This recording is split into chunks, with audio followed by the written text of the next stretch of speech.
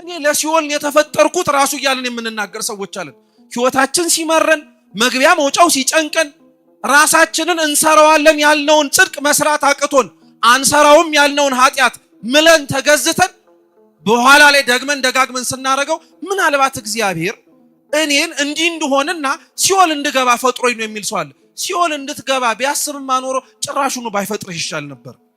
ዝናቸው በዓለም የተነገረላቸው አይሞቱም ጭምር ተብለው ራሱ ሰው ሁሉ የተንከባከባቸው ሰዎች ጻድቁም ኃጥኡም እኮ ወደ መቃብር ገብቶ ምንም የሚያጓጓ ነገር እኮ የለው። እውነቴን የምላችሁ ምንም የሚያጓጓ ነገር የለው። ሊያጓጓን የሚችል በዚህ ህይወት ምናልባት አንድ ነገር ካለ በዚህኛው ህይወት ተሻግረን የምንገባው ሁለተኛው ህይወት እንዳለ ስለምናውቀው እሱም ከእግዚአብሔር ጋር መኖር ነው። በዚህች ምድር ላይ ከእግዚአብሔር የምንቀበለውን ብድራታችንን በሙሉ ዋጋውን ከሰው የተቀበልን ሰዎች በቀጣይቱ ህይወት ከእግዚአብሔር ምን የምንቀበለው ነገር አለ?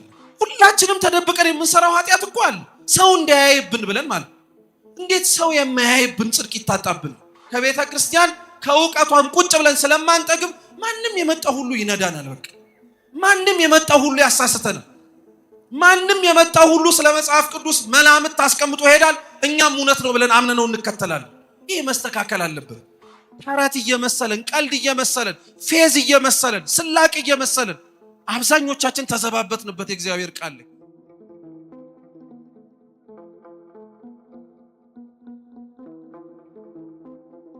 በስመ አብ ወወልድ ወመንፈስ ቅዱስ አሐዱ አምላክ አሜን። ክቡራን አባቶቻችን ካህናት፣ አበው መነኮሳት፣ ሊቃውንተ ቤተ ክርስቲያን፣ መምህራነ ቤተ ክርስቲያን፣ ዘማሪያን፣ ከሩቅም ከቅርብም የመጣችሁ የልዑል እግዚአብሔር ቤተሰቦች በወደደን ባከበረን በአምላካችን ፍጹም ሰላም እንደምን ዋላችሁ? እንደምን አመሻችሁ? ቸርነቱን ምሕረቱን ይቅርታውን በእድሜያችን ላይ አብዝቶ በፊቱ ያሳየነውን የእምነት ማነስ የምግባር ጉድለት ይቅር ብሎ ለዚህ ያደረሰን የአባቶቻችን አምላክ ልዑል እግዚአብሔር ስሙ የተመሰገነ ይሁን። አምላካችን ቅዱስ እግዚአብሔር ቀሪው በተሰጠን ሰዓታችን በመካከላችን ተገኝቶ በጎ የሆነውን ቅዱስ ቃሉን መስማት ማድመጥ መኖር እንድንችል የሁላችንንም አይነ ልቡናችንን እንዲያበራልን የእርሱ ቅዱስ ፈቃድ ይሁንልን። እንደ እግዚአብሔር ቅዱስ ፈቃድ የሐዋርያው የቅዱስ ማቴዎስ ወንጌል ምዕራፍ 14 ከቁጥር 22 ጀምሮ ተጽፎ በሚገኝ የመጽሐፍ ቅዱስ ክፍለ ምንባብ መነሻ ምንባብ አድርገን የምንማር ይሆናል። አስቀድሜ የመጽሐፍ ቅዱስን ቃል ሁላችሁ መስማት እንድትችሉ በንባብ አሰማችሁና ወደ ትምህርታችን እንሄዳለን። እግዚአብሔር ከሁላችን ጋር ይሁን። የማቴዎስ ወንጌል ምዕራፍ 14 ቁጥር 22 ወዲያውም ሕዝቡን ሲያሰናብት ሳለ ደቀ መዛሙርቱ በታንኳይቱ ገብተው ወደ ማዶ እንዲቀድሙት ግድ አላቸው። ሕዝቡንም አሰናብቶ ይጸልይ ዘንድ ብቻውን ወደ ተራራ ወጣ። በመሸም ጊዜ ብቻውን በዚያ ነበረ። ታንኳይቱም አሁን በባህር መካከል ሳለች ነፋስ ከወደፊት ነበርና በማዕበል ትጨነቅ ነበር። ከሌሊቱም በአራተኛው ክፍል ኢየሱስ በባህር ላይ እየሄደ ወደ እነርሱ መጣ። ደቀ መዛሙርቱም በባህር ላይ ሲሄድ ባዩት ጊዜ ምትሃት ነው ብለው ታወኩ፣ በፍርሃትም ጮኹ። ወዲያውም ኢየሱስ ተናገራቸውና አይዟችሁ እኔ ነኝ አትፍሩ አላቸው። ጴጥሮስም መልሶ ጌታ ሆይ አንተስ ከሆንክ በውሃው ላይ ወደ አንተ እንድመጣ እዘዘኝ አለው። እርሱም ና አለው። ጴጥሮስም ከታንኳይቱ ወርዶ ወደ ኢየሱስ ሊደርስ በውሃው ላይ ሄደ። ነገር ግን የነፋሱን ኃይል አይቶ ፈራ። ሊሰጥምም በጀመረ ጊዜ ጌታ ሆይ አድነኝ ብሎ ጮኸ። ወዲያውም ኢየሱስ እጁን ዘርግቶ ያዘውና አንተ እምነት የጎደለህ ስለምን ተጠራጠርክ አለው። ወደ ታንኳይቱም በወጡ ጊዜ ነፋሱ ተወ። በታንኳይቱም የነበሩት በእውነት የእግዚአብሔር ልጅ ነህ ብለው ሰገዱለት ይላል። ስለ ቅዱስ ቃሉ የአምላካችን የልዑል እግዚአብሔር ስም የተመሰገነ ይሁን። በዚህ ባነበብነው ከቁጥር 22 እስከ 33 ተጽፎ በሚገኝ የመጽሐፍ ቅዱስ ክፍለ ምንባብ መነሻነት አድርገን እንማራለን። ለትምህርታችን ርዕስ የምናደርገው ቁጥር 30 ላይ ሐዋርያው ቅዱስ ጴጥሮስ ለጌታችን ለኢየሱስ ክርስቶስ በተናገረው ኃይለ ቃል ይሆናል ማለት ነው። እስኪ ጌታ ሆይ በሉ አድነኝ። እስኪ ድገሙት፣ ጌታ ሆይ አድነኝ። እስኪ ሶስተኛም በሉት ጌታ ሆይ ምን አድርገኝ። በዚህ ኃይለ ቃል መነሻነት እንማራለን። አምላካችን በቀሪው ሰዓታችን ተገኝቶ እንዲያስተምረን ቅዱስ ፈቃዱ ይሁንልን። አሁን ያለንበት የአብይ ጾም ወቅት እኩለ ጾሙ እንደሚታወቀው ደብረ ዘይት ተብሎ ይጠራል። ደብረ ዘይት ጌታችን መድኃኒታችን ኢየሱስ ክርስቶስ በዚች በመዋዕለ ሥጋዌ ዘመኑ ተመላልሶ ካስተማረባቸው በኢየሩሳሌም ከሚገኙ ተራሮች መካከል አንዷ ናት። ደብረ ዘይት ጌታችን ኢየሱስ ክርስቶስ በጣም ብዙ ትምህርቶችን ያስተማረበት ቢሆንም በዚህ ባለንበት ሳምንት ላይ ግን ከተራራው ጋር አያይዘን የምናስታውሰው አምላካችን መድኃኒታችን ኢየሱስ ክርስቶስ ዳግም እንዴት እንደሚመጣና በሚመጣበትም ጊዜ ምን እንደሚያደርግ በሚመጣበትም ወቅት የሚታዩትን ምልክቶችንም ጭምር ያስተማረበት ስፍራ ነው። ደብር በግዕዝ ተራራ ማለት ነው። ዘይት የሚባለው በዙሪያው በተራራው አካባቢ ላይ የነበሩ የወይራ ዛፎች ነበሩ። ያው ከወይራ ዛፍ አንዱ ከሚገኙት ነገሮች መካከል ዘይት ስለሆነ በዛች ቦታ ላይ አምላካችን ልዑል እግዚአብሔር ስለ ዳግም መምጣቱ ወደፊትም ጭምር ደግሞ ስለምንጠብቀው ተስፋ ትንሣኤም ጭምር አምላካችን ኢየሱስ ክርስቶስ ያስተማረበት ቦታ ነው። ሳምንቱን በዛው ነው የሚጠራው። ጌታችን ኢየሱስ ክርስቶስ ስለ ዳግም ምጽአት ባስተማረበት ማለት ነው። በዚህ ሳምንት ላይ ስለዚህ ጌታችን ኢየሱስ ክርስቶስ ባስተማረው የዳግም መምጣቱ ታሪክ መነሻነት የቤተ ክርስቲያን ሊቃውንትም አባቶቻችንም ስለዚሁ ርዕሰ ጉዳይ ሳምንቱን ሙሉ ያስተምራሉ። ቤተ ክርስቲያን ስለ ክርስቶስ ዳግም መምጣት በወቅት ከፋፍላ የምታስተምረው በዓመት ውስጥ 3 ጊዜ ላይ። ስንት ጊዜ? 3 ጊዜ ላይ ነው። የመጀመሪያው ስለ ክርስቶስ ዳግም መምጣት ቤተ ክርስቲያን የምታስተምረው የምትናገረውም ጭምር በዘመነ አስተምህሮ ነው። ከህዳር 6 እስከ ታኅሳስ 6 ያለው የነቢያት ጾም ወቅት ላይ ከመግባታችን በፊትም ጭምር ባለው ማለት ነው። በዚህ ወቅት ላይ ቤተክርስቲያን ዘመነ አስተምህሮ ተብሎ ስለሚጠራው ወቅት አንደኛ ስለ ክርስቶስ መውረድ መወለድ ታስተምራለች። ሁለተኛ ስለ ክርስቶስ መውረድ መወለድ በምታስተምርበት ክፍል ላይ ደግሞ ስለ ጌታችን ስለ ኢየሱስ ክርስቶስ ዳግም መምጣትን ጭምር ታስተምራለች። ቤተክርስቲያናችን የክርስቶስን መምጣት ድጋሚ ለፍርድ በክበበ ትስብእት በግርማ መለኮት መገለጡን ዳግም ምጽአት ብላን የምትጠር ከቃሉ እንደምትረዱት ምጽአት መምጣት ማለት ነው። ዳግም ማለት ሁለተኛ ማለት ነው። ስለዚህ ክርስቶስ ድጋሚ ለፍርድ የሚመጣ ከሆነ ዳግም የምትለው ቃል ሁለተኛን ታመላክታለች። መጀመሪያ መጥቶ ነበረ ማለት ነው። የመጀመሪያው አመጣጡ በነቢያት ጾም ላይ ስንጸልይ ስንጾም ተስፋ ስናደርግ እንደ ነቢያቱ የነበረበት አመጣጡ ነው።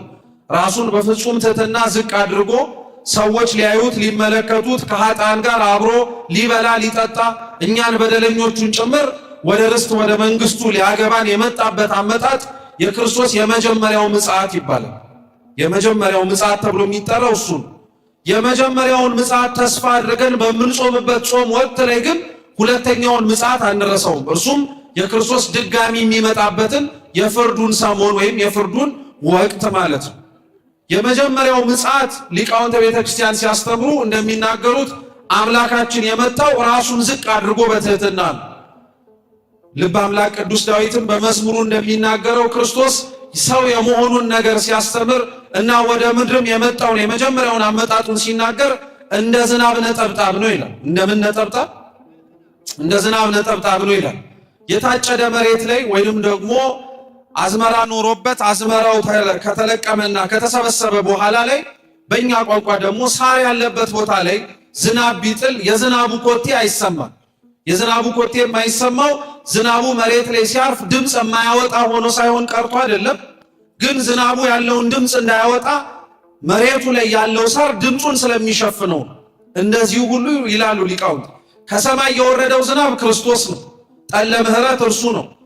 ድርቀታችንን ያጠገበልን ያራቀልን ጎብኝቶንም ጭምር በረድኤትና በጸጋው ከኛ መካከል የተመላለሰ በስጋም ጭምር አብሮን የበላ የጠጣ እርሱ ነው። የመጀመሪያው አመጣጡ ግን እንዳልኳችሁ ልክ በሳሩ ላይ እንደወረደው ነጠብጣብ ነው። ድምፁ ሳይሰማ ማለት ነው። ዝም ብሎ በትሕትና ራሱን ዝቅ አድርጎ እንደ ንጉሥነቱ ነጋሪት ሳያስጎስም እንደ አምላክነቱ ቅዱሳን መላእክትን ከፊት ለፊት እያስመራ በረዓድና በእንቅጥቅጥ ልክ ድጋሚ እንደሚመጣው አይነት ባለ አመጣጥ አልነበረም። መጀመሪያ የመጣው ራሱን ዝቅ አድርጎ ነው የመጣው። ለዛም በመጀመሪያው አመጣጡ በእኛ መካከል በተመላለሰም ጊዜ ላይ በጣም ብዙዎች ስለ ማንነቱ ጥያቄ አምጥተውበት ነበረ። ማን እንደሆነም ጭምር ጠይቀውት ነበረ።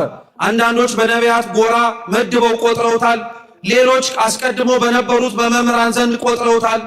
አንዳንዶች እዛው በዘመኑ ላይ የነበሩትን ሰዎች እዛው በዘመኑ ላይ የነበሩትን መምህራንም ጭምር እርሱ ምናልባት ሊሆን ይችላል ብለዋል።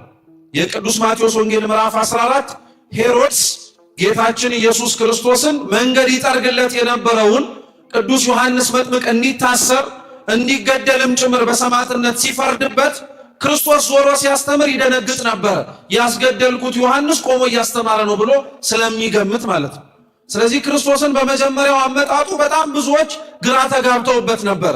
ጥቂቶች ማስተዋል የነበራቸው የሚናገረውን ተመልክተው የሚሰራውንም ጭምርም ልብ ብለው የተመለከቱት ሰዎች ግን ማንነቱን አልተጠራጠሩትም፣ አውቀውት ነበረ፣ መስክረውለታልም ጭምር አንተ ሕያው የእግዚአብሔር ልጅ ነህ ብለው። ሁለተኛው አመጣጡ ግን ግራም ያጋባም አይደለም። እንኳን ላመኑት ላላመኑትም ጭምር በግልጽ ነው እግዚአብሔር አምላክ የሚመጣው። ስለዚህ በዛ ክርስቶስ ሰው በሚሆንበት ተስፋ አድርገንም በምንጾምበት ወቅት ላይ ስለ እግዚአብሔር ክብሩ ለመግለጥ ብላ የነቢያትን ስብከት የምትሰብክ ቅድስት ቤተክርስቲያን ስለ ክርስቶስ ዳግም ምጽአት የመጀመሪያ የምታስተምረው በዛ ወቅት ላይ ነው። ሁለተኛው ቤተክርስቲያናችን ስለ ክርስቶስ ዳግም መምጣት የምታስተምረው ደግሞ የዓመቱ መጨረሻ ላይ ነው። ወርሃ ጳጉሜን ማለት ነው። ወርሃ ጳጉሜ ብለን የምንጠራው ዓመቱን ስንጨርስ የዓመቱን መጨረሻ 13ኛ ወር ብለን 6 ወይም 5 ቀናትን እና አንዳንዴ ደግሞ 7 ቀናትም የሚሆኑባት ወቅታቶች አሉ። በእነዚህም በወርሃ ጳጉሜ የክርስቶስ ዳግም መምጣት ይነገራል። ወርሃ ጳጉሜ እንደምታውቁት በዓመታችን ውስጥ አለቀስንም አዘንም ተደሰትንም አልተደሰትንም ጭምር ዓመቱ ማለፉ አይቀር። እየሰማችሁ ዓመቱ ማለፉ አይቀር። ጳጉሜ ስትመጣ የተደሰትን ሰዎችና ዓመቱ ጥሩ ሆነ ያለፈልን ሰዎች ምን አለ ቀጣዩ ዓመት ባልመጣ ብለን እዛው መቀመጥ አንችል። ያዘኑ የተከዙ ያለቀሱ ዓመቱ ደግሞ ቶሎ እንዲያልቅላቸውና ቀጣዩ ዓመት ይዞት የሚመጣውን ነገር የሚናፍቁ ሰዎችም ጳጉሜን ቶሎ ብለው አሳልፈው ወደ መስከረም መሄድ አይችሉም። ደስ ያለሰ የተሰኘውም ያዘነውም ሰው ወርሃ ጳጉሜን ግዴታ ማለፍ አለበት። ያቺ ወርሃ ጳጉሜ ቤተክርስቲያን ስለ ክርስቶስ ዳግም ምጽአት ታስተምርበታለች። ያዘኑ የተከዙ ራሳቸውን ዝቅ አድርገውም ጭምር በዚህች ባሳለፉት ዓመት ላይ በጣም የተንገላቱ ሰዎች በክርስቶስ ዳግም መምጣት በሚሰበከው ስብከት ላይ ይጽናናሉ፣ በደንብ አድርገው ይጽናናሉ፣ ይበረታሉ፣ ኃይልንም ጭምር ይለብሳሉ። ይሄን ግን ስንል ክርስቲያኖች ምን መርሳት የለብንም መሰላችሁ? በዚህች ምድር ላይ አዝነው፣ በዚህች ምድር ላይ አጥተው፣ በዚህች ምድር ላይ ዋጋ ከፍለው በላይኛው በቀጣዩ ሕይወት ላይ የሚደሰቱት ስለ ጽድቅ የተራቡ፣ ስለ ጽድቅ የተጠሙ፣ ስለ ጽድቅ የተሰደዱ ናቸው እንጂ ስለ ኃጢአት ተብለው የተራቡ የተጠሙና የተሰደዱ አይደሉም። ያዘነ ሁሉ በመንግስተ ሰማያት ላይ ይደሰት ይችላል። ስለ ጽድቅ ያዘኑ ሰዎች ግን እንደሚደሰቱ እናውቃለን። የተራበ ሁሉ በመንግስተ ሰማያት ላይ ጠግብ ይችላል። ስለ ጽድቅ የተራቡ ግን በመንግስተ ሰማያት እንደሚጠጉ እናውቃለን። ክርስቶስ አምላካችን ራሱ አንቀጸ ብፁዓን ተብሎ የተራራው ስብከት ተብሎ በሚጠራው የቅዱስ ማቴዎስ ወንጌል ምዕራፍ 5 ላይ ይሄን በደንብ አድርጎ ነግሯቸው ይሰሙት ለነበሩት ዙሪያው ላይ ተሰብስበው ቃሉን ሊያዳምጡ ለመጡት ሰዎች በሙሉ የሚያዝኑ የሚያለቅሱ ንዑዳን ክቡራን ናቸው፣ እነሱ የተመሰገኑ ናቸው፣ በኋላ በእግዚአብሔር መንግስት እነሱ ይደሰታሉ ብሎ ወርሃ ጳጉሜን እንዳልኳችሁ። ስለዚህ ያዘን የተከዝን ዓመቱን ሙሉ የተሰቃየን ሰዎች በዚች ወር ላይ እንጽናናለን። ስለ ጽድቅ ግን ከሆነ ነው። ስለ ኃጢአት፣ ስለ ነውራችን፣ ስለ ክፋታችን ግን ዓመቱ ባላለቀብን የምንል ሰዎች ግን ወርሃ ጳጉሜ ላይ ስለ ክርስቶስ ስብከት ሲሰበክ ስንሰማ ግን እንፈራለን፣ እንደነግጣለን። ምክንያቱም በዚህኛው ዓለም ላይ በዚህ በተሰበሰብንበት ምድር ላይ ስለ ኃጢአት ብለን ስንጠግብ ስንደሰት እግዚአብሔር ዳግም የማይመጣ ይመስል ስንሰበስብ ኃጢአት ስንሰራ የከረምን ሰዎች በሙሉ በዳግም ምጽአት ጊዜ ላይ ከክርስቶስ ፊት ቀርበን ቆመን የምንመሰገንበትም ስራ ይኖረን።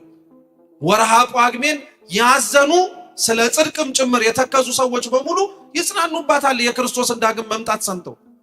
በተገላቢጦሽ ደግሞ የተደሰቱም ጭምር ወርሃ ጳጉሜ ላይ በሚሰበከው የምጽአት ስብከት ደግሞ ይደሰታሉ። በዚች ምድር ላይ ስለ ክርስቶስ ሕግ ብለው ራሳቸውን ዝቅ ያረጉ ከሞኝነት ተርታ የተቆጠሩ ከእግዚአብሔር ጋር ስለሆኑ ራሳቸውን ለቤተ ክርስቲያን ሕግ ራሳቸውን ለሰሙትና ላዳመጡት ለእግዚአብሔር ቃል ታማኝ ሆነው ደስተኛ ሆነው የነበሩት በሙሉ ዳግም ምጽአት ላይ ትርፋቸውን በደንብ አድርገው ያጭዳሉ። ልብ ብላችሁ ስሙ ክርስቲያኖች። ጌታችን ኢየሱስ ክርስቶስ መጀመሪያ ለክርስቲያኖች አደራ የሚሰጣቸው በኋላም ላይ ሲመጣም ጭምር መጀመሪያ ሰጥቷቸው ዋጋ የሚከፍላቸው ነገር ቢኖር የሰሙትን የእርሱን ቃል በእነሱ ዘንድ ሲያገኝባቸው። የማንን ቃል አልኳችሁ? የእርሱን ቃል። የማቴዎስ ወንጌል ምዕራፍ 25 ጌታችን ኢየሱስ ክርስቶስ ስለ ዳግም መምጣቱ ያስተማረባቸው የምሳሌ ትምህርቶች ናቸው። የመጨረሻው ክርስቶስ ተላልፎ ከሚሰጥበት ወደ መስቀልም ጉዞ ከመጀመሩ በፊት ያስተማራቸው የመጨረሻዎቹ ምሳሌዎች የመጀመሪያው የ10 ደናግል ምሳሌ፣ ሁለተኛው ራሱን እንደ ባለጸጋ እንደ ነጋዴ አድርጎ ለአንዱ 5 ለአንዱ 2 ለአንዱ 1 መክሊት የሰጠበት፣ ሶስተኛው ደግሞ ጻድቃንን በበግ ፍየሎችን ደግሞ በምን ያመሰለበት ነው? በፍየል መስሎ ያስተማረበት ነው። ይሄ የመጨረሻው የክርስቶስ ምሳሌ ትምህርት ነው እና በዚህ ምሳሌ ትምህርት ላይ የምታስታውሱ ከሆነ ሁለተኛው ምሳሌ ማለትም አንድ ባለጸጋ ነበረ ብሎ የሚጀምረው ወደ ሩቅ አገር ሊሄድ ባሰበ ጊዜ ላይ ሊሄድም በተነሳ ጊዜ ላይ አገልጋዮቹን ባለሟሎቹን ጠራቸው ይላል። ባለሟሎቹን ምን አረጋቸው? ሰው የሚጣራው በምኑ ነው? በሏ ይሄ እኮ ቀላል እኮ ነው። ሰው ሲጣራ በምኑ ነው የሚጣራው? በድምጽ ወይም ቃልን አውጥቶ ነው አይደለ? ቃሉን ሰምተው እነዛ ባለሟሎቹ እንደተሰበሰቡት ሁሉ ለዛ ነው ጠራቸው። ከጠራቸው በኋላ ለእያንዳንዱ እንደየድርሻቸው ሰጣቸው። ለአንዱ 5 ሰጠው፣ ለአንዱ 2 ሰጠው፣ ለአንዱ 1 ሰጠው። አትርፉበት አላቸው። እንዲያተርፉበት የሰጣቸውን መክሊት ከማትረፋቸው በፊት መጀመሪያ ባለቤቱ የተባለ ክርስቶስ ለባለሟሎቹ ድምጹን ያሰሙ። ስለዚህ መጀመሪያ ድምጹ ደስ ሊያሰኘን ያስፈልጋል ማለት ነው። ክርስቲያኖች የእግዚአብሔር ድምጽ ተስፋ የምናደርገውም ጭምር ከሱ በቀር ከድምጹም ባሻገር ምንም ሊያጽናናን ሊያረጋጋን ወደ እርሱም ጭምር ስቦ ሊያመጣን የሚችል ምንም ነገር አይኖርም። ስለዚህ በዳግም ምጽአት ጊዜ ላይ ደስተኞች የሆኑ ማለት በእግዚአብሔር በሕጉ የኖሩ ቃሉን ሰምተው የጸኑ ዋጋቸውን ከእግዚአብሔር ብድራቱን እንቀበላለን ብለው የተቀመጡ ሰዎች በሙሉ ወርሃ ጳጉሜ ላይ ስለ ክርስቶስ ዳግም ምጽአት ሲሰበክ ደስ ይላቸዋል፣ ብድራታቸውን ያገኛሉ። ተመልከቱ ክርስቲያኖች፣ በዚህች ምድር ላይ ስንኖር ስለ እግዚአብሔር የከፈልነው ዋጋ በሙሉ ወደድንም ጠላንም የሆነ ጊዜ ላይ ጥያቄ ለሕይወታችን ፈጥሮብን ነበር። የጾምነው ጾም ግራ አጋብቶን ነበር። የጸለይነው ጸሎት ለምን እንደጸለይነውም ጭምር አይዋጥልንም ነበር። ጾሙም ጸሎቱም ስግደቱም ምጽዋቱም ለምን እንዳረግነው አልገባን። የሰማነውን ቅዱስ ቃሉን በመኖራችን ምክንያት ኋላ ቀሮችም ጭምር ተብለን ተወቅሰንበታል። የእግዚአብሔርን ሕግ ለማክበርና በትእዛዙ ለመኖርም ጭምር ራሳቸውን በጣም ብዙ ሰዎች ዝቅ አድርገዋል በዚህ ዘመን። እነዚህ ሁሉ ብድራታቸውን የሚያገኙት ክርስቶስ ሲመጣ፣ ስለ ስሙ ብለው የከፈሉትን ዋጋቸውን፣ ስለ ስሙ ብለው ያዩትን መከራ በሙሉ እግዚአብሔርን ሲያዩ መጽናናትን ጭምር ያገኛሉ። ከእንደነዚህ አይነቶቹ እግዚአብሔር አምላክ በፈቃዱ ይደምረን ይጨምረን። በዚህ ዘመን ላይም ተመሳሳይ ነው። በነገራችን ላይ ክርስቶስ ዳግም ላይመጣ የሚችል ይመስል አኗኗርን የምንኖር ሰዎች አለ። ብድራታችንን የእጃችንን በጽድቅ ብቻ ሳይሆን በኩነኔም ጭምር ተሰፍሮ የማይሰጠን የሚመስለን ማለት ነው። ስለዚህ ወርሃ ጳጉሜን ቤተክርስቲያን ስለ እርሱ ዳግም መምጣት ታስተምርበታለች። ሶስተኛው ስለ ክርስቶስ ዳግም መምጣት በሰሞናት ወቅት ሲመደብ ደግሞ የምታስተምረው አሁን ባለንበት በደብረ ዘይት ወቅት ላይ ነው። ቤተክርስቲያን ትምህርቶቿን ቦታ ወስና ታስተምራለች ማለት በሌሎቹ ጊዜያት ላይ አታወራም ማለት አይደለም። እየሰማችሁ ነው?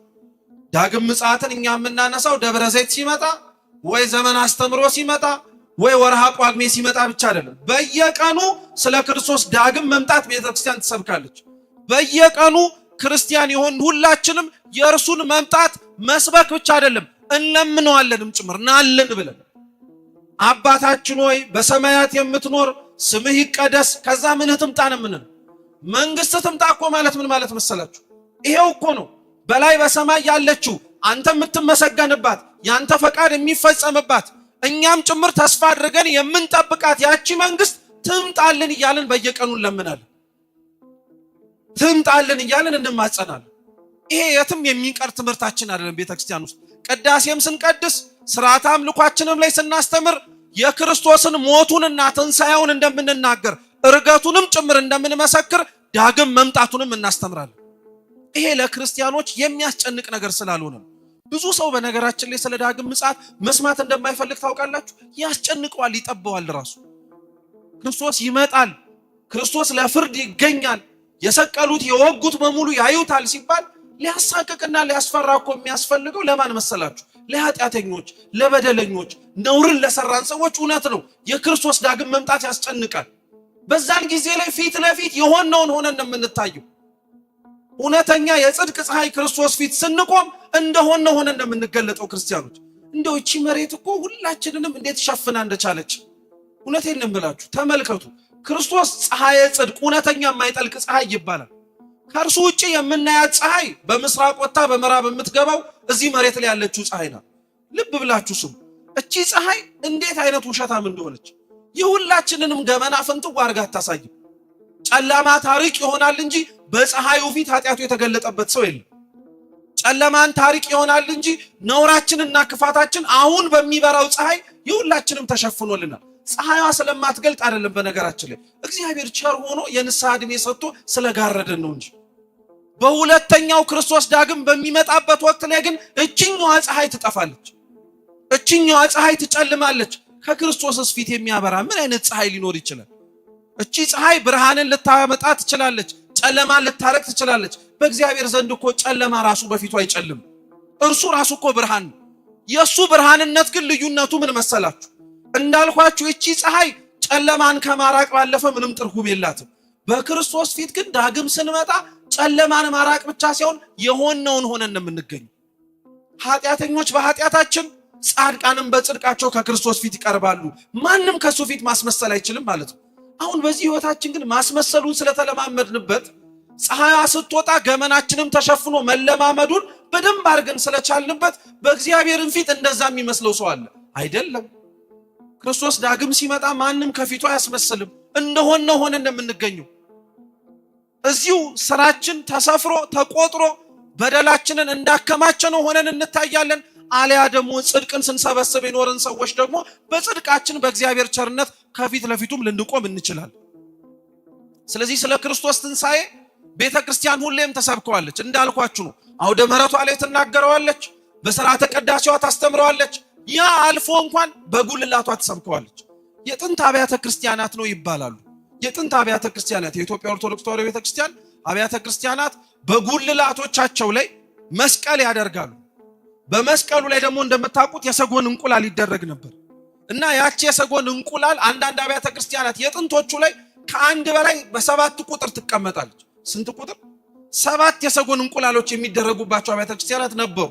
ያ እንኳን ቢታጣ አንድ ግን አይጠፋም እና ያንን የሰጎን እንቁላል ሊቃውንት ሲያስተምሩ የቤተ ክርስቲያን የጉልላቱ አናት ላይ ተቀመጠው ሰጎን እንቁላሏን ከጣለች በኋላ እንቁላሏ ተፈልፍሎ ጫጩት ሆኖ እሷን መስሎ እስኪወጣላት ድረስ አይኗን አትነቅልም። ከዛ ከሰጎን እንቁላል አይኗን ከነቀለች ወይም ካሸሸች ወይንም ደግሞ ዞር ካለች ያው የጣለችውና ጫጩት ይሆንልኛል ብላ ተስፋ ያደረገችው ሰጎኗ ይከስፍባታል። በቃ ጫጩት አለመሆን ደረጃ ይደርሳል ማለት ነው። እየሰማችሁ ነው? ስለዚህ ስለ ልጇ ህልውና ስትል ስለ ልጇ የነገ ህይወት ጣፋንታና እሷም ጭምር የወለደችው እንዲከሽፍ ሳይሆን ጫጩት ሆኖ እሷን መስሎ እንዲያድግ ስለሆነ አይኗን አትነቅልበትም። ተመሳሳይ ነው። ሰጎን የተባለው እግዚአብሔር አምላክ ነው። እንቁላል የተባልነው አንድም እኛ ነን። ሰጎን እንቁላሏን አይኗ ላይ እንደማትነቅል ሁሉ እግዚአብሔርም የምህረት አይኖቹን ከኛ ያነሳም እሱን መስለን እስከምንወለድ ድረስ እንድንከሽፍ ሲኦል እንድንገባ ኃጢአተኛ ሆነን እንድንኖር እግዚአብሔር የፈጠረው ማንም ሰው የለም። ክርስቲያኖች ቢሆንም አኖሮ እድል ፈንታችን ጽዋ ተርታችን እንዲህ መሰብሰብም አይሆንም ነበር። እንዴት አወክ የምትሉ ከሆነ አሁንም ልብ ብላችሁ ስሙ። ክርስቶስ ስለ ዳግም ምጽአቱ ሲናገር ሁለተኛ በምሳሌ ያስተማረበት ክፍለ ትምህርት ደግሞ የመጀመሪያው 10 ደናግል ናቸው። ስንቱ ደናግል አልኳችሁ? 10 ደናግል ናቸው። የ10 ደናግል ታሪክ ትዝ ይላችኋል? ባጭሩ ብናስቀምጠው 5 ጎበዝ 5 ሰነፍ ደናግል አልነበሩ ይላል መጽሐፍ ቅዱሳችን። 5ቱም ጎበዙም 5ቱም ሰነፉም ዘይትና መብራት ነበራቸው። ምንና ምን ነበራቸው? ዘይትና መብራት ነበራቸው። ታሪኩን ስትቀጥሉት 5ቱ ጎበዞቹ በደንብ አድርገው ዘይታቸውንና መብራታቸውን አመጣጥነው ይዘው ሰፍረው ቆጥረው በኋላ ላይ ሙሽራ የተባለው ክርስቶስ እስኪመጣ ድረስ ጠብቀው ነበር። 5ቱ ሰነፎቹ ደግሞ ሙሽራው ሲዘገይ እንዲሁ የበራውን መብራታቸውን ሳያመጣጥኑት በርቶ አለቀባቸው። በምንም ሊተርፉና ሊድኑ አልቻሉ። ጭብጡ ወደ ውስጥ ሳንገባ ራሱን የቻለ ትምህርት ስለሆነ ይሄኛውን ብቻ ግን አሁን ያነሳነውን ነጥብ ላጠንክርላችሁ። ማንም እግዚአብሔር እንዲከሽ፣ ማንም እግዚአብሔር ወደ ሲኦል እንዲገባ፣ ማንም እግዚአብሔር ተፈርዶበት ከእርሱ እንዲርቅ እንደማይፈልግ የምታውቁት በ10 ደናግል ወደ ሙሽራው ወደ ሰርጉ ቤት የገቡት 5 ናቸው። ስንቱ ናቸው? አረ መልሱ። 5 ናቸው። 5ቱ ግን አብረውት የሰርግ ቤቱ ላይ አልገቡም። 5ቱም ያልገቡትም 5ቱም የገቡትም ግን ጉዟቸውን ሙሽራው ከመምጣቱ በፊት ሲጀምሩ ግን መብራት ይዘው ነበር አልያዙ? መልሱ እንጂ። ዘይትስ ይዘው ነበር አልያዙ? 5ቱ ብቻ የሚጸድቁ ቢሆንና የእግዚአብሔር መንግስት የተባለ ሰርግ ቤት ከሙሽራው ጋር የሚገቡ ከሆነ ለምን ለ5ቱ ዘይትና መብራት መስጠት አስፈለገ? የሚኮነኑ ከሆነ የሚፈረድባቸው ከሆነ ለሲኦል ተዘጋጅተው የመጡ ከሆነ ለምን ለነሱ ድል መስጠት አስፈለገ? ይህንን አይነት ጠባይ ያለን ሰዎች ስላለን ነው ክርስቲያኖች። በጣም ብዙዎች በመካከላችን ለሲኦል የተፈጠሩ ይመስል ከጽድቅ ይልቅ ለኃጢአት የሚያድናደላ ሰዎች አለን። በቃ እኔ ለሲኦል የተፈጠርኩት ራሱ እያልን የምንናገር ሰዎች አለን። ህይወታችን ሲመረን መግቢያ መውጫው ሲጨንቀን ራሳችንን እንሰራዋለን ያልነውን ጽድቅ መስራት አቅቶን አንሰራውም ያልነውን ኃጢአት ምለን ተገዝተን በኋላ ላይ ደግመን ደጋግመን ስናረገው ምናልባት እግዚአብሔር እኔን እንዲህ እንደሆነና ሲኦል እንድገባ ፈጥሮኝ ነው የሚል ሰው አለ። ሲኦል እንድትገባ ቢያስብማ ኖሮ ጭራሹኑ ባይፈጥርህ ይሻል ነበር።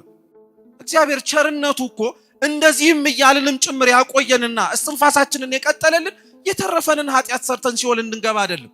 እንዲህ በምንልበት አንደበታችን እንኳን የጽድቅን ምክንያት ማግኘት የሚችል ከሆነ እኛም ወደ ጽድቅ መግባት የምንችል ከሆነ ነው። ስለዚህ በዛ የሰጎኑ እንቁላል ሁሌም ከፍ ብሎ እንቁላሉን ሰገነቱ ላይ ጉልላቱ ላይ ቀና ብለን ስናየው የክርስቶስን ዳግም መምጣት ነው የሚያስታውሰን። ተስፋ ያልቆረጠብንን አምላክ ማለት ነው። ተስፋውንም የሚያደርግብን ከጽድቅ ወደ ኃጢአት ስንጓዝ መልሰን ከኃጢአት ወደ ጽድቅ ልንመጣ እንችላለን ተስፋ የሚያደርገን አምላክ ማለት ነው።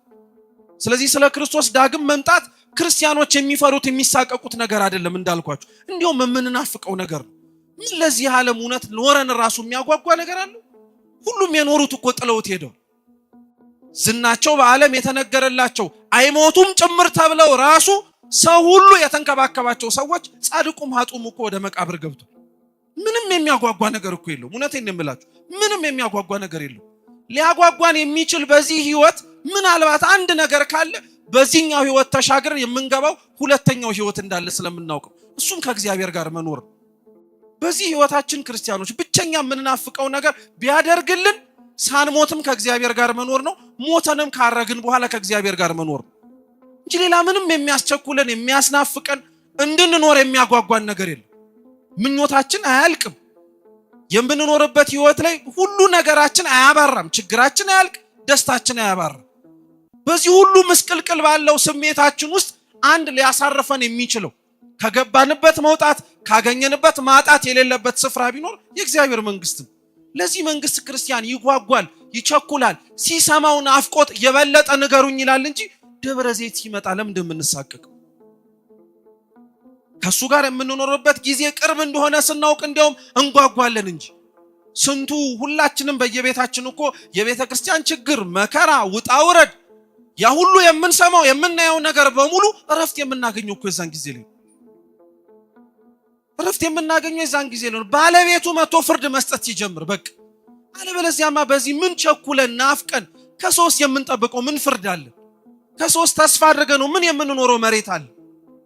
ለዛ እኮ ነው ልበ አምላክ ቅዱስ ነው አሁንስ ተስፋዬ እግዚአብሔር ነው አለ። አሁንስ ተስፋዬ ማን ነው? በቃ እግዚአብሔር ነው፣ ሌላ ማንም የለህም ማለት እኮ። አሁንስ ተስፋዬ እግዚአብሔር ነው አለ። ሁላችንም እግዚአብሔር አምላክ ሆነ ተስፋችን ይሁንልን። ሁላችንም ራሳችን በአንደበታችን ተስፋዬ እግዚአብሔር ነው እንላለን እንጂ ለራሳችን ያበጀናቸው ተስፋዎች በጣም ብዙ ስላሉ።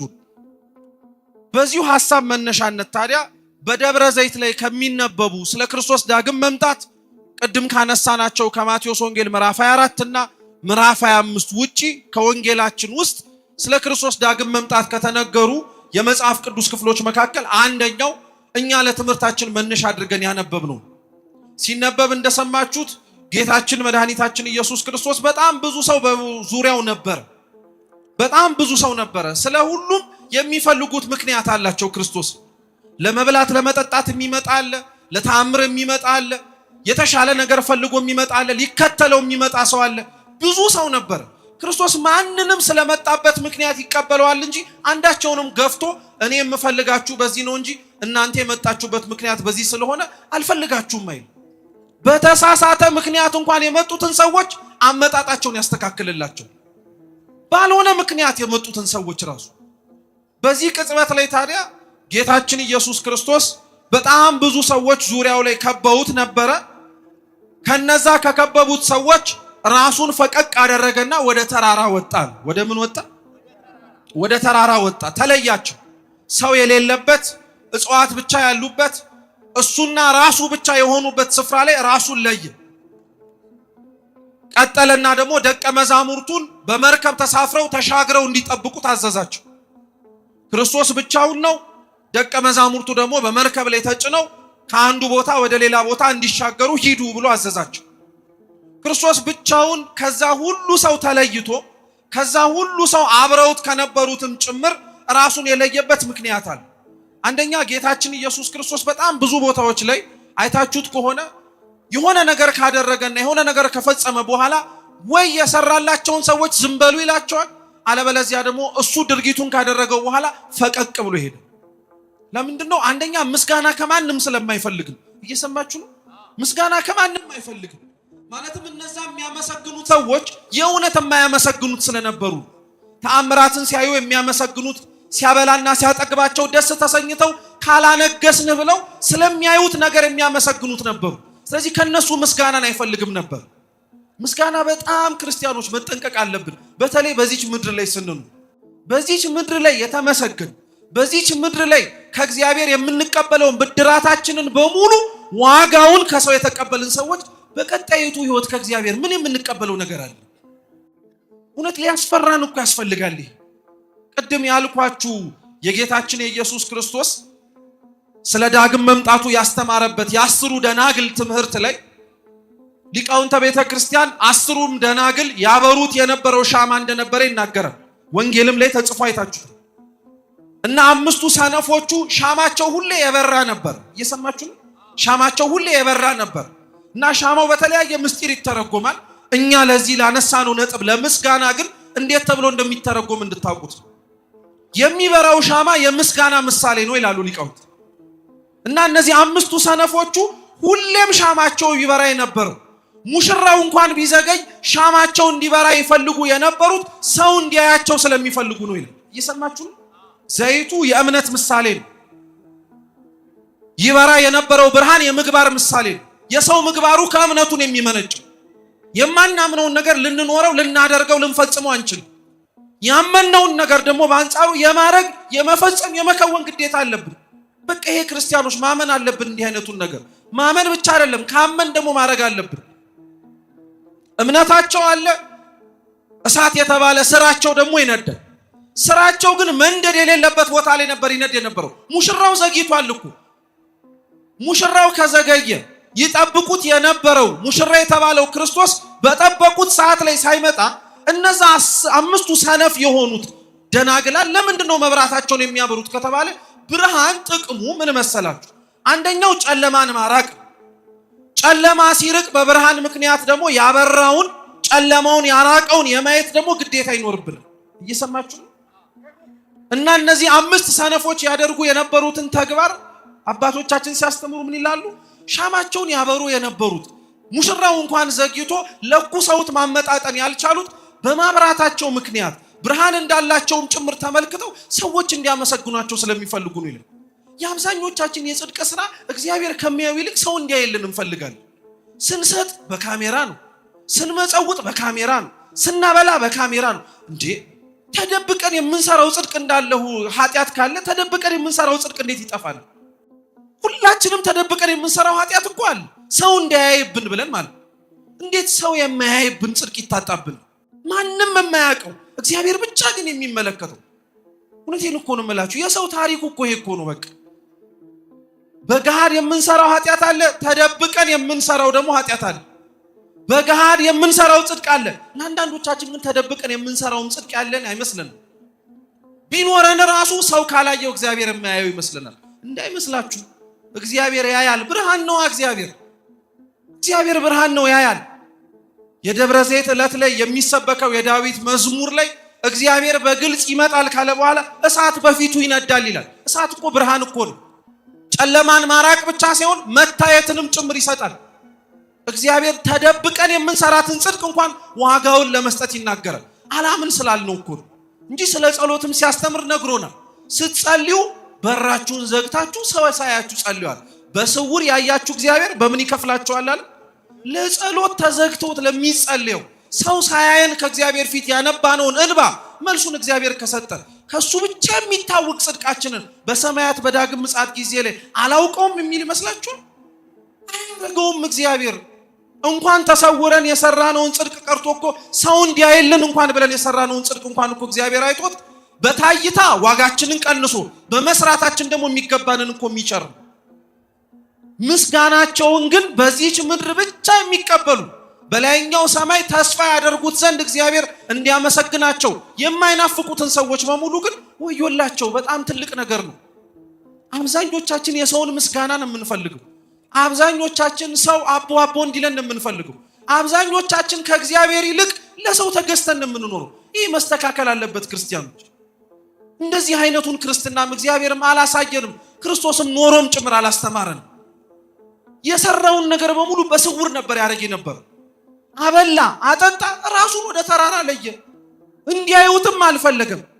ደቀ መዛሙርቱንም ሂዱ አላቸው። በቃ እንዳንተ ስለዚህ መለየት ያስፈልጋል ማለት ነው። እግዚአብሔር ብቻ የሚያውቀው ጽድቅ እንዲኖረን እሱ በቸርነቱ ይርዳል። በቃ ተሰውረን የምንሰራው ጽድቅ ማለት ነው። ማንም ብቻ ሳይሆን እግዚአብሔር ማን ብቻ የሚያውቀው እሱ ብቻ። በቃ ወደ ተራራው ሄደ። ደቀ መዛሙርቱን ተሳፍራችሁ በመርከብ ሂዱ አላቸው። እሱ አብሯቸው አልተሳፈረም። በመርከቡ ላይ የተወሰነ ምዕራፍ ከሄዱ በኋላ የቅዱስ ዮሐንስ ወንጌል ምዕራፍ 6 ሲናገር 20-30 ምዕራፍ ከሄዱ በኋላ ይላል። ማለትም ከወደቡ ከተነሱበት በደንብ ከራቁ በኋላ ኃይለኛ ንፋስ ተነሳባቸው። ከዚህ በፊት ንፋስ ሲነሳባቸው የተሳፈሩበት መርከብ ላይ አውሎና ንፋስ ሲያስጨንቃቸው መርከቢቱ ልትገለበጥ ስትደርስ ክርስቶስ ከመካከላቸው ተኝቶ ቀስቅሰውት ልንጠፋ ነው አይገድህምን ብለው ማይበሉን ጸጥ አድርጎላቸው። የዚህኛው ቅጽበት ላይ ግን ክርስቶስ አብሯቸው አልነበረም። ወደ ተራራ ሄዶ ነበር። ብቻቸውን ነው እዛ መርከብ ውስጥ ያሉት። ብቻቸውን ሆነው ነው በዛ መርከብ ላይ ማይበልና ወጀብ የተነሳባቸው። ፈሩ፣ ደነገጡ። መፍራትና መደንገጥ ብቻ አይደለም ልንሞት ነው ብለው ጭምር ተጨነቁ። ጌታችን ኢየሱስ ክርስቶስ የዛን ጊዜ ላይ እነሱ ተጨንቀው ተወጥረው እንሞተበታለን ባሉት በማይበሉ መካከል ውሃውን እየረገጠ መጣ። ምኑን እየረገጠ መጣ? ውሃውን እየረገጠ መጣ። ውሃውን እየረገጠ መጣ። ከመካከላቸው አዩት፣ ደነገጡ። ምትሃት ነው አሉ። ክርስቶስ መሆንና አለመሆኑን ማይበሉ ነፋሱ በግልጽ ሊያዩት ምክንያት ስለሆነባቸው በቃ አልታያላቸው። ምትሃት ነው አሉ። መጽሐፍ ትርጓሜያችን ሲናገር ምትሃት መስሎ የተሰማቸው ክርስቶስ አይደለም ብለው የተጠራጠሩት ሐዋርያት አባቶቻችን የማቴዎስ ወንጌል ምዕራፍ 10 ላይ ከእግዚአብሔር ዘንድ ስልጣን ተሰጥቷቸው ሕሙማንን ይፈውሱ ዘንድ፣ ለምጻሞችን ያነጹ ዘንድ፣ አጋንንትንም ያወጡ ዘንድ እግዚአብሔር አምላክ ስልጣን ሰጥቷቸው ነበር። በምድር ላይ አልታዘዝ ያላቸው አጋንንት አልነበር። አልታዘዝ ያላቸው አጋንንት ራሱ ከነበረ ለምክንያት ነበር። እርሱም አንድ ቦታ ነው። የማርቆስ ወንጌል ምዕራፍ 9 ላይ ነው። አንድ ቦታ ላይ ብቻ ነው ሲታገሉት አልወጣም ያለው። እሱም የራሱን የቻለ ምክንያት አለ። አሁን ግን ክርስቶስ በባህሩ ላይ ሲራመድ አይተውት ክርስቶስ አለመሆኑን አለማወቅ ብቻ ሳይሆን ፍርሃትም ጭምር የተጨመረባቸው ለምንድን ነው? በመንገድ ላይ በመሬት ላይ በየብስ ላይ እናወጣው ዘንድ አውጥተንም ጭምር ከሰዎች ስናሳፍረው የነበረው ርኩስ መንፈስ ማውጣት የማንችልበት ባህር ላይ መጥቶ ሊያሰጥመን ነው ብለው ክርስቶስን ሰይጣን ስለመሰላቸው። እየሰማችሁ ነው? አምላካቸውን አለማወቅ አንድ ነገር ነው። አምላካቸው በሌላ ነገር መመሰል ደግሞ ሌላ ጉዳይ ነው። ተጨነቁ፣ ተጠበቡ። ጌታችን ኢየሱስ ክርስቶስ ጭንቀቱን፣ ፍርሃቱን የሚሰማቸውን ስሜት ሊያርቅላቸው ሲቀርብ ግን አይዟችሁን የነኛ አትፍሩ አላቸው። አይዟችሁን የነኛ አትፍሩ፣ አትሳቀቁ። ምትሃት አይደለም እውነት እኔ ነኝ። መሬቱን እየረገጥኩ የምራመደው ባህሩንም እየረገጥኩ የመጣሁት እኔ ነኝ። እውነት ነው። በነገራችን ላይ ጌታችን መድኃኒታችን ኢየሱስ ክርስቶስ ባህሩን እየረገጠ የመጣበት ራሱን የቻለ ምክንያት አለ። መጽሐፈ ኢዮብ ምዕራፍ 9 ቁጥር 8 ላይ ጻድቁ ኢዮብ ምን ብሎ ይናገራል? ሰማይን ብቻውን ያዘጋጀ ይላል። እስኪ ሰማይን በሉ ብቻህን ያዘጋጀ በባህሩም ማዕበል የምትረግጥ በባህሩ መካከል የሚረግጠው ሰማይም ለብቻው ያዘጋጀው ማን ብቻ ነው? እግዚአብሔር ብቻ ነው። የላይኛው መስመር ሰማይን ብቻውን ያዘጋጀ የሚለው እግዚአብሔር ነው ብሎ ለማመን አይምሮአችን ከፈቀደ ባህርንም ሊረግጥና ሊገስጻት የሚችለው ማን ብቻ ነው? ስለዚህ ያሳያቸው ያለው የኦሪትን መጽሐፍት ነው። ገልጠው ላነበቡ እርሱ እንደሆነ ምስክር ሊሆኑ ጥቅስ መጥቀስ አላስፈልገውም። ክርስቶስ ባህሩን እየረገጠ መጣ። ኢዮብን ቢያውቁት ክርስቶስን ያውቁት ነበር። መጽሐፍትን ባለማወቃቸው ምክንያት ሕዝቤ ዕውቀትን በማጣቱ ምክንያት ጠፋ ያለው ክርስቶስ እኮ ወዶ አይደለም። ዛሬ መጽሐፍትን ስለማናውቅ ዕውቀትም ጭምር ከኛ ስለራቀ ከቤተ ክርስቲያን ከዕውቀቷም ቁጭ ብለን ስለማንጠግም ማንም የመጣ ሁሉ ይነዳናል። በቃ ማንም የመጣ ሁሉ ያሳስተናል። ማንም የመጣ ሁሉ ስለ መጽሐፍ ቅዱስ መላምት አስቀምጦ ይሄዳል። እኛም እውነት ነው ብለን አምነነው እንከተላለን። ይሄ መስተካከል አለበት። ፈሩ፣ ደነገጡ። አይዟችሁን የነኛ አትፍሩ አላቸው ክርስቶስ። ይሄንን ሲያይ ቅዱስ ጴጥሮስ የልብ ተሰማው። አምላኩ ነዋ። ስለዚህ እባክህ ጌታ ሆይ ና በለኝ አለ። ወደ አንተ እንድመጣ ፍቀድ አለ። ክርስቶስ ና አለው። ምን ችግር አለው? ና ወደ እኔ አለ። በባህሩ ላይ የቆመውን ክርስቶስን እያየ መርከቡ ላይ ነበረ። ልክ ቅዱስ ጴጥሮስ ከመርከቡ ወጥቶ ባህሩን እንደ የብስ መርገጥ ሲጀምር ግን በባህሩ ላይ ይነፍስ የነበረው ነፋስና አውሎ ግን ልቡን እንዲሽር አደረገ። ተጠራጠረ፣ ፈራ፣ ተርበተበተ። በባህሩ ላይ ቆሞ ያየውን ክርስቶስን አምኖት ነበረ ጉዞን የጀመረው። እሱ ጋር እስኪደርስ ድረስ የነበረው ማዕበልና ውርጅብኝ ግን ረፍት ነሳው። ወዲያውኑ መስጠም ጀመረ። የዛን ጊዜ ላይ ነው ጌታ ሆይ ምን አርገኛለሁ? አድነኛለሁ። በቃ ሌላ ምንም አማራጭ የለም። ጌታችን ኢየሱስ ክርስቶስም ስቦ አወጣ። ይሄ ታሪክ በቁመናው ሲነበብ ክርስቲያኖች አምላካችን ኢየሱስ ክርስቶስ ለደቀ መዛሙርቱ ጌትነቱን ያሳየበት፣ ባህርን መገሰጽ ነፋሳትንም ጸጥ ማስባል የሚችል እርሱ ብቻ እንደሆነ ለማጠየቅ። ይሄን ታሪክ ግን ሊቃውንተ ቤተ ክርስቲያን ሲያስተምሩ የዳግም ምጽአትም ታሪክ ነው ይላል። የምን ምጽአት? የክርስቶስ ዳግም መምጣት ታሪክ ከማቴዎስ ወንጌል ምዕራፍ 24 25 አስቀድሞ እንደሚመጣ ክርስቶስ ነግሯቸው ነበር። ልብ ብላችሁ ስሙ። ክርስቶስ እነዛን ሁሉ ሰዎች የሚያደርግላቸውን ካደረገ በኋላ ወደ ምንድነው ፈቀቅ አለ ያልኳችሁ? ጎሽ ጠፋባችሁ። ወደ ምንድነው ፈቀቅ አለ ያልኳችሁ? ወደ ተራራ ፈቀቅ አለ። መጀመሪያ አብሯቸው ነበረ። ከዛ ወደ ተራራው ፈቀቅ አለ። በኋላ ላይ ደግሞ ደቀ መዛሙርቱ ወደ መርከቡ ከገቡ በኋላ ተመልሶ ምን አደረገ? መጣ። አብሯቸው ሲበላ የነበረበት ጊዜ ማለት ክርስቶስ ሰው የሆነበት ዘመን ማለት ነው። አብልቷቸው አጠጥቷቸው ደቀ መዛሙርቱን እናንተ በመርከብ ሂዱ፣ ህዝቡን እናንተም ወደ መጣችሁበት ሂዱ ብሎ ፈቀቅ አለ ወደ ተራራው ማለት አረገ ማለት ነው። ምን አረገ ማለት ነው? አረገ ማለት ነው። ካረገ በኋላ ወደ ተራራው የወጣው ክርስቶስ ደቀ መዛሙርቱ በመርከቡ ተሳፍረው የተወሰነ ከሄዱ በኋላ ከተራራው ምን አደረገ? ወረደ። ያረገው ጌታችን ኢየሱስ ክርስቶስ ጊዜው ሲደርስ ምን ማድረጉ አይቀርም ማለት ነው። መምጣቱ መውረዱ አይቀርም። የወረደው በየትኛው ሰዓት ላይ? አንደኛ በአራተኛው ሰዓተ ሌሊት ነው የሚል። ከአራተኛው ሰዓተ ሌሊት ውጪ ግን ሁኔታዎቹን ተመልከቷቸው እስኪ። የወረደበት ጊዜ በመርከቡ ላይ የነበሩትን ደቀ መዛሙርቱን ለማጽናናት የመጣበት ሰዓት ማለት መርከቢቱ በጣም የተጨነቀችበት ሰዓት ነበር። ያቺ ሐዋርያት ተሳፍረው ሄዱባት የነበረችው መርከብ አሁን የተሰበሰብንባት ቤተክርስቲያን። ቤተክርስቲያን በጣም የተጨነቀችበት፣ በጣም የተወጠረችበት፣ በጣም ብዙ ፈተናና ችግር ያሳለፈችበት ዘመን የኛ ዘመን። ትናንትናም ነበረ፣ አሁንም ግን አለ። እውነቱ እንደዛ ነው። በደንብ የተፈተነችበት የተቸገረችበት ዘመን። ማይበሉ ሞገዱ ከውጭ ብቻ አይደለም ተሳፋሪዎቹን ጭምር እውነተኛው መርከብ ላይ የተሳፈርኩት እንዴ ብለው እስኪ ተጠራጠሩ ያደረጋቸው ጊዜ። አብዛኞቻችን እኮ መርከቧ መርከብ እንደሆነች እናምን ይሆናል። ማዕበልና ወጀቡ ከውጭ ግን ሲበዛ መውጣት የሚያምረን ሰዎች እኮ አሉ። ውጭ ስንወጣ ሊረጋጋ የሚችል የሚመስለን መርከብ ከተባለች ቤተክርስቲያን በውጭ የሚመጣባት ፈተና እንዳለ ሁሉ በውስጥ ደግሞ የሐዋርያቱም ጩኸት ነበር፣ አለመረጋጋት ነበር። በእኛ መካከል በነገራችን ላይ ፈተናውን የሚያብሰው የውጩ ነፋስ አይደለም፣ የኛ አለመረጋጋት። እየሰማችሁ ነው? የኛ አለመረጋጋት፣ የኛ በጸጥታና በእርጋታ እግዚአብሔርን አለመጠበቅ፣ የኛ አለመጸለይ፣ አለመጾም፣ አለመስገድ፣ እውነተኛ ሆነን አለመኖር ነው ዋጋ የሚያስከፍል። ይሄው ነው እውነታው ክርስቲያኖች። በውጭ ያለውን ከምንሳቀቅ ውስጥ ያለነው እኛ በተስተካከልን ነበር ሁላችን። የዛን ጊዜ ላይ ውጭ ያስፈራንም ነበር እውነት ለመናገር። አሁን ውጩን የምንፈራው ውስጡም ያለነው ሰዎች ስለምንጫጫ፣ ውስጥ ያለነውም ሰዎች ስለምንጮህ። እንደው ተሰብስበን የጮህነው ጩኸት ጸሎት ቢሆን ምን አለ ባማረብን። እንደው ተሰብስበን የጮህነው ጩኸት ልክ እንደ ቅዱስ ጴጥሮስ ጌታ ሆይ አድነኝ ቢሆን አንድ ነገር። አብዛኞቻችን የምንጮኸው ጩኸት የተለያየ ጩኸት ነው። አንዳንዶቻችን ለምን ተበጠበጠች ቤተክርስቲያኒቱ ብለን እንጮሃለን። አንዳንዶቻችን የተበጠበጠው ቤተክርስቲያን ውስጥ ብንኖር እንኳን አብረውን ያሉንን ሰዎች እያየን የምንጫጫውም አንጠፋ። ተመልከቱ እስቲ ክርስቲያኖች፣ እቺ የነበረችበት ሐዋርያት ተሳፍረው የነበሩባት መርከብ እኮ ማለት ሁሉንም ሐዋርያት የጫነች ናት። ልብ ብላችሁ ስሙ። ሁሉንም ማለት እዚህ መርከብ ውስጥ ይሁዳም ነበረ ማለት ነው። ማን ነበረ? አረ በሉ መልሱ። ይሁዳ ነበረ። ለምሳሌ ሐዋርያት እንደው የዋሃን ቅልቦች ምስኪን እንዲሁም ደግሞ ሩሩህ ስለሆኑ ነው እንጂ ይሁዳ ከነሱ መካከል የነበረበት መርከብ ውስጥ ያ ሁሉ ውርጅብኝ ሲመጣ በማን ምክንያት ነው ብለው ማስላከክ ይችሉ ነበር። ተውት ይሁዳንሽ። ሌሎቹም ሁሉም እኮ ይዘውት የመጡት ታሪክ ነበር። አንተ እንዲህ ስለሆንክ ነው፣ አንተ እንዲህ ስለሆንክ ነው ይሄ ሁሉ ውርጅብኝ የመጣብን እንኳን እኮ መባባል ይችላል። ሐዋርያት ይህን ያላረጉ። እኛ ግን አሁን ይሄን እያደረግነው ነው።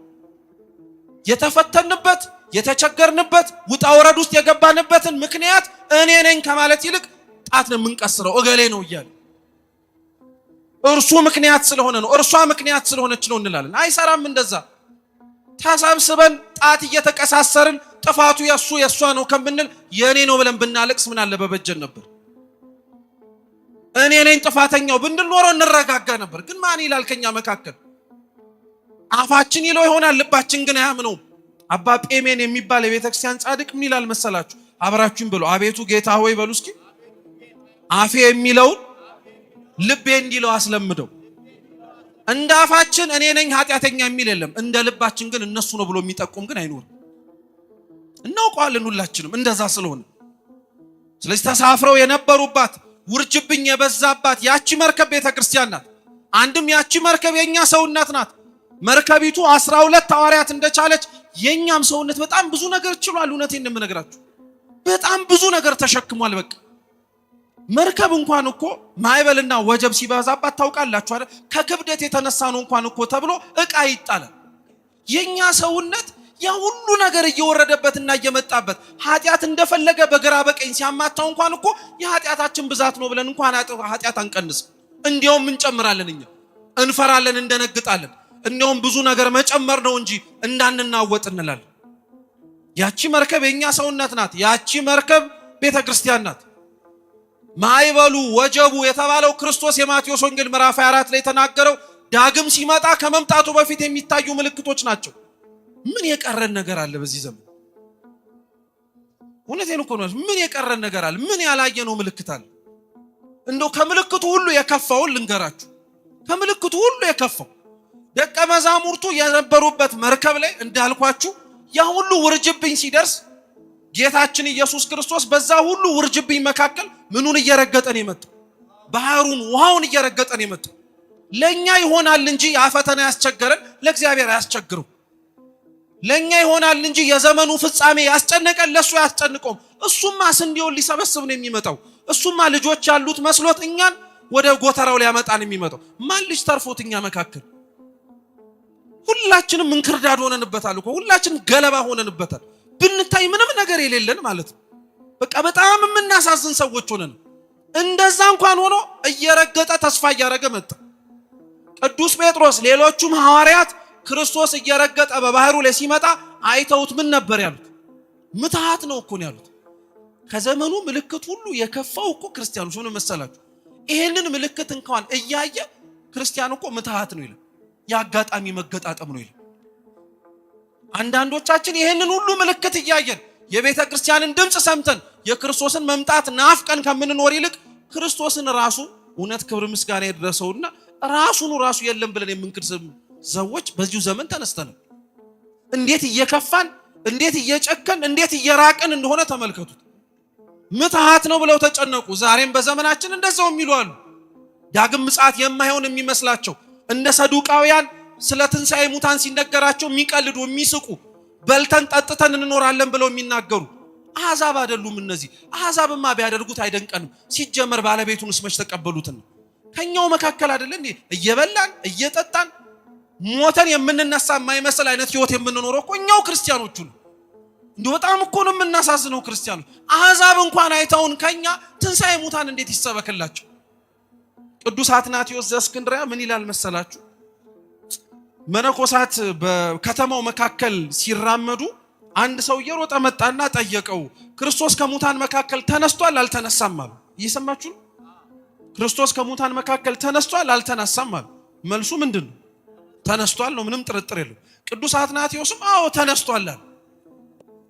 እና ቅዱስ አትናቴዎስ የክርስቶስን ተነስቷል የሚለውን ንግግር ሲናገር የሰማው ሰው እንዴት አወክ መነሳቱን አለ። ቅዱስ አትናቴዎስ ወደ መነኮሳቱ ጠቆመና ይሄው እነሱን ቆመ ያያቸዋል። መነኮሳት ሲመነኩሱ ጸሎተ ግንዘት ወይንም ደግሞ ፍትሃት ነው የሚደረግላቸው እንደ ሞተ ሰው ማለት ነው። ለዓለም ሞተው ቆመው የሚራመዱት እነሱ ራሱ የክርስቶስ የትንሣኤ ምስክር ናቸው። ግን ቅዱስ ጳውሊና ቅዱስ እንጦንስ የመጨረሻዎቹ ዘመን ላይ የሚነሱትን እንደዚህ ያሉትን ሰዎች ሲናገሩ እውነቴን ነው የምላችሁ በጣም ነው የሚያስለቅሰው። ፊልክስዩስ መቅድሙ ላይ ይናገራል። ቅዱስ እንጦንስና ቅዱስ ጳውሊ ከበዓቱ ሆነው አብረው ሆነው ወደፊት ስለሚመጣው ዘመን ይነጋገሩ ነበር። እና ራእየ ጳውሊ ለእንጦንስ ሲናገር አለው የመጨረሻው ዘመን ላይ ምን ይታያል አለው።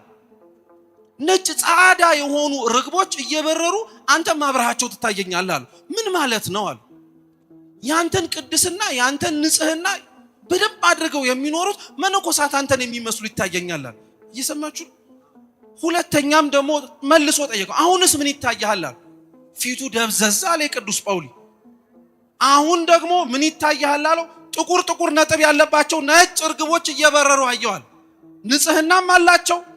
በአንጻሩ ደግሞ እነዛ ጥቁር ጥቁር ደግሞ በጣም ደግሞ በኃጢአትም ጭምር የጎሰቆሉ ናቸው አለ። የመጨረሻው ዘመን ላይ ግን ምንድነው የሚታየው? ጥቁር የሆኑ ከጳውሊ ከእንጦንስ ሲበሩ አየ።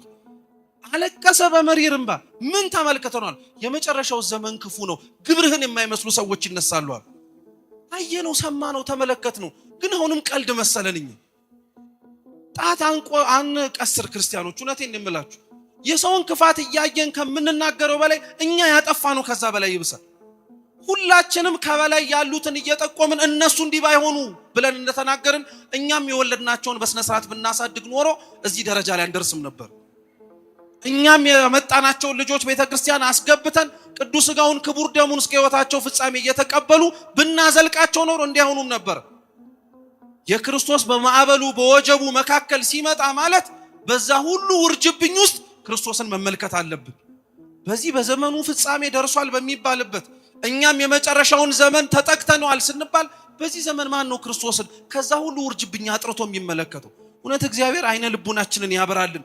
አብዛኞቻችን ግራ ተጋብተናል። ማን አይተን ማንን እንደምንከተል ማንን ሰምተን አዳምጠን እንደምንመስል አናውቀውም። ክርስቶስን ግን መከተል እንችላለን። እንከን የሌለበት ንጹህ የሆነ ራሱን እንድንመስል ያዘዘን መምህራችን እሱ ነው። ሌሎቻችንን እንኳን ተያይተን እኛን አይተን መምሰል እንኳን ቢያቀታችሁ ክርስቲያኖች እርሱን አይታችሁ መምሰል እንከን አትፍሩ። ምንም ሰቆቃ የለበትም። እሱን መምሰል እንከን አልባ የሆነው የተቀደሰ ህይወት። ይሄንኑ ነው ክርስቶስ ያሳያቸው። ፈሩ፣ ደነገጡ። ቅዱስ ጴጥሮስ ግን አይቶት እርሱ እንደሆነ አትፍሩ የሚለውን ተግሳጽ ሲሰማ ግን ወረደና አብሮት ተከተለ። ክርስቶስ አንድም ቆሞ ይራመድበት የነበረው ማይበሉ ውርጅብኙ ዳግም የመምጣቱ ምሳሌ ብቻ አይደለም የመስቀሉም ጭምር ነው። ታስታውሱ እንደሆነ የቅዱስ ዮሐንስ ወንጌል ምዕራፍ 21 ቁጥር 15 ላይ አደራ ሰጥቶት ቅዱስ ጴጥሮስን ግልገሎቹን ጠቦቶቹንና በጎቹን እንዲጠብቅ እንዲያሰማራ ከነገረው በኋላ ተከተለኛል። ምን አርገኝ? ተከተለኛል። የዚህን ጊዜ ላይ ይላል ወንጌላችን ሲናገር ጌታ የወደው የነበረው ደቀ መዝሙር ሲከተለው አየ። ቅዱስ ጴጥሮስ ጌታ ይሄ እንዴት ሊሆናል አለ። ምን ችግር አለው? እስከመጣ ድረስ ይኖር ዘንድ በወድስ አንተ ምን አግዶ አንተ ተከተለኛል። ቅዱስ ጴጥሮስ ክርስቶስ የተቀበለውን መከራ ለመቀበል መከተል የጀመረው በዚህ ቅጽበት ላይ መርከቡ ላይ የነበረው ቅዱስ ጴጥሮስ ወርዶ ባህሩን መርገጥ ጀመረ ማለት ጌታ የተቀበለውን መከራ መቀበል አለብን ማለት ነው። ክርስቶስ ለኛ ሲል የከፈለውን ዋጋ እኛ ለሱ ስንል መክፈል አለብን። ይሄው ነው ዳግም ምጽአት እኮ ማለት ክርስቲያኖች። እሱ እኛን ለማትረፍ ሲል ብዙ ነገር ደርሶበታል፣ ተተፍቶበታል፣ ተገርፏል፣ ተገፍቷል። በመጨረሻም ደግሞ ዓለም ሁሉ እንዲያየው እንዲሳለቅበትም ከፍ ብሎ ተሰቅሏል። እርሱ ለኛ ይሄን ካደረገ እኛ ለሱ በተገላቢጦሽ ቢተፋብን አላዋቂዎች ናቸው ተብለን ሞኞች ብንባል ሕጉን ስላከበርን ለምን አከበራችሁ ተብለን ብንጨቆን እሱ ለኛ ከከፈለው አንፃር የኛ እንደዛ መሆን ምን ሌላ ሊገንቅ ይችላል? እንዲያውም ክብር ነው እንጂ። ግን ይሄንን እንናገረዋለን እንጂ አብዛኞቻችን አናምነው አንፈልገውም ጭምር። ክርስቶስን ያለ መከራ ነው መምሰል የምንፈልግ፣ ያለ ጭንቅ ነው አብረነው መኖር የምንፈልገው። ግን አይሆንም። ጴጥሮስ እንኳን የረገጠው ማዕበል፣ ጴጥሮስ እንኳን የረገጠው ባህር ነፋስ ነበረበት። ስለዚህ ክርስቶስን ያለ ነፋሱ ያለ ወርጅብኙ ያለበት ቦታ ላይ ደርሳለሁ ማለት አይቻልም። እሱን እያየን ግን መጽናናት እንችላለን። እሱን እያየን ግን መበርታት እንችላለን። ጴጥሮስ ጥቂት ከረገጠ በኋላ ጥርጣሬ ማስጠም ጀመረ። ተመሳሳይ ነው። የዘመኑ ፍጻሜ እየደረሰ ሲመጣ እግዚአብሔርን ክርስቶስን እያየን የምንራመድ ክርስቲያኖች የቆምንበትን ቦታ ራሱ መጠራጠር እንጀምራለን። ቤተክርስቲያንን የተጠራጠረ፣ የመምህራንን ቃል መስማት ያቆመ፣ የሊቃውንቱን ትምህርት ያቃለለ በዚህ ዘመን ከኛ ዘመን በላይ የት አለ? እኛው ነን እኮ እንደዛው ይሆን ነው። ተረት እየመሰለን፣ ቀልድ እየመሰለን፣ ፌዝ እየመሰለን፣ ስላቅ እየመሰለን አብዛኞቻችን ተዘባበትንበት የእግዚአብሔር ቃል ለውሸታችን እያጣመምን እውነተኛ ርቱ የሆነውን ከወርቅም ከብርም ንጹህ የሆነውን የእግዚአብሔርን ቃል ሸቀጥንበት፣ ነገድንበት እንደፈለግን። ይሄ እኮ ያመን ያስፈልግ ነበር። ይሄ ያመን ያቆስለን ነበር። ግን ለመድ ነው። እውነቴን እምላችሁ ቅዱስ ባስልዮስ ምን ይላል መሰላችሁ? ከኃጢአት ይልቅ ልምድን ፍራ ይላል። ብዙ ነገር ከኃጢአት በላይ ልምድ ሆኖ መፍራት አቆምን። በቃ መሳቀቅ አቆምን። በራድና በእንቅጥቅጥ የምንገባበትን የቤተ ክርስቲያንን ደጅ በድፍረት እየዘለቅን መንገድ ጀመር። ይሄ እኮ በጣም ሊያስደነግጠን ያስፈልግ ነበር። ስለዚህ ቅዱስ ጴጥሮስ ሲገባ ሲጠራጠር ክርስቶስን በመከራው ላይመስለው እንደሚችል በመንፈስ ቅዱስ ባልጸና ሰውነቱ ሲመለከት ጌታ ሆይ ምን አርገኛል? አድነኝ። በቃ ሌላ ምን ይባላል? ከዚህ ከክፉ ዘመን ከዚህ ጠብቀ ነው ከክርስቶስ ጋር ለመኖር የምንናፍቅበትን ዓለም ወደ ኋላ ሊያስቀረን ከሚችለው ነገር በሙሉ ጌታ ሆይ ምን አርገን እንደምንለው አምላካችን በቸርነቱ ሁላችንን በመንግስቱ ያስበን። የሰማነውን በልቦናችን ሰሌዳ ይጻፍልን።